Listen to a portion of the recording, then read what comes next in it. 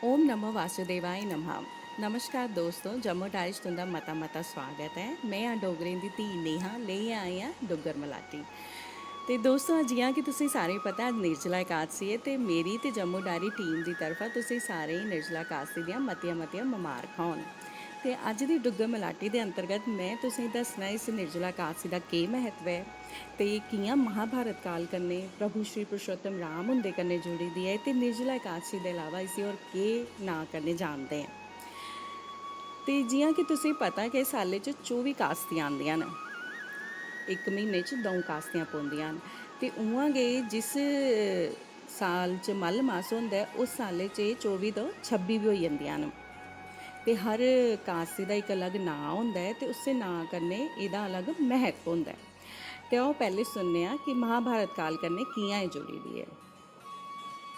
ਤੇ ਦੋਸਤੋ ਮਹਾਰਿਸ਼ੀ ਵਿਆਸ ਹੋਰੇ ਪਾਂਡवें आख्या कि भाई अगर वो कास्ती का वर्त रखन तो उनके वास्ते बड़ा गै शैल है, मोक्ष का वर्त है तो ये करने बाद सीधा असें मोक्ष प्राप्त होता है तो भगवान विष्णु के चरणें च असें थां थ्होंदी है। तो सारे पांडवें भीष्म पितामह कोला इजाजत लई इस वर्त दे करने का संकल्प ले लेता, पर उत्थे गै हुण दुविधा पई भीमसैन होरें क्योंकि भीमसैन जेह्ड़े हे उं'दी शरीर की जिहड़ी संरचना ही बनावट ही उस स्हाबै कन्नै भुक्खा रौह्ना ते बड़ा गै मुश्कल है, ओह् बी म्हीने च 2 बारी।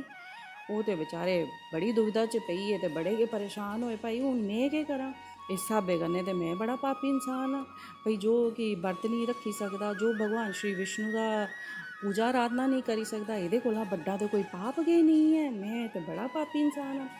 वो बड़ी अपनी दुविधा लेइयै पुज्जे श्री महर्षि व्यास कोल ते उन्हें अपनी दुविधा दसी। उन्हें आख्या मेरे शरीर च एक वृत्त नामक अग्नि है जेह्दे पर मेरा कोई काबू नहीं है ते कन्नै गै कन्नै मेरी शरीर की संरचना बनावट उ'ऐ नहीं है कि मैं तो भुक्खा रेही गै नहीं सकदा कि म्हीने च 2 बार। प्रभु मेरे पर कृपा करो, मी कोई इ'यै नेहा सुझाव दस्सो कि मैं भी भगवान विष्णु की पूजा करां, उं'दा वर्त नत्त रखां ते मैं भी मोक्ष मी भी थ्होए।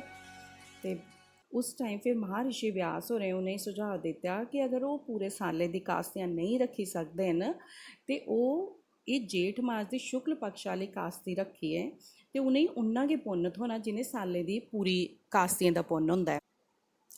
ते तां गै इस कास्ती सारी कास्तियें कोला बड्डी कास्ती मन्नेआ जंदा है, तां गै इसी भीमसैनी एकादशी ते पांडव एकादशी भी आखदे न।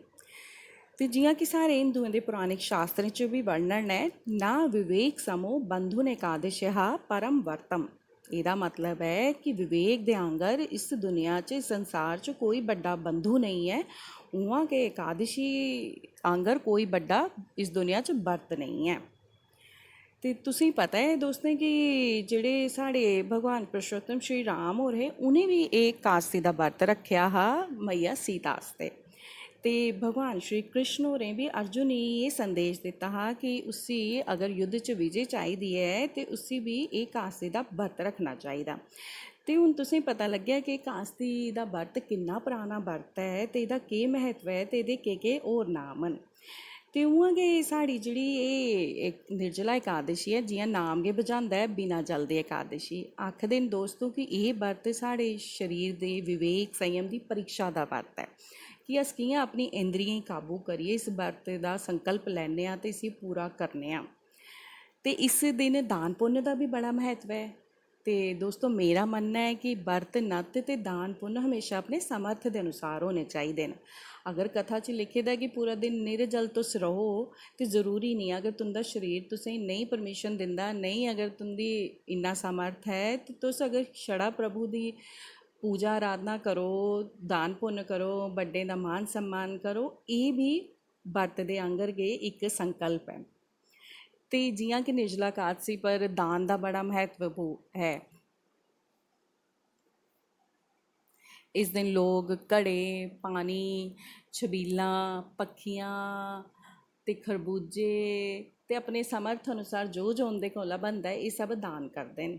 ते पर हुण तुसें जियां पता गै लॉकडाउन चला दा है तो तुसें जरूरी नहीं है कि छबील लाइयै सोशल गैदरिंग गै करनी है, तुस कुसी भी तरह ही बेचारे ही पानी पिलाई ओड़ो, जिसी बड़ा गै प्यासा है उसी तुस पानी पिलाई सकदे हो, कुसी जरूरतमंद दी तुस उस हिसाब दा दान पुण्य करी सकते हो जो तुंदा समर्थ है। जरूरी नहीं है कि तुसें जाइए अपना लोकें गी दस्सने आस्तै दान पुण्य करना चाहिए।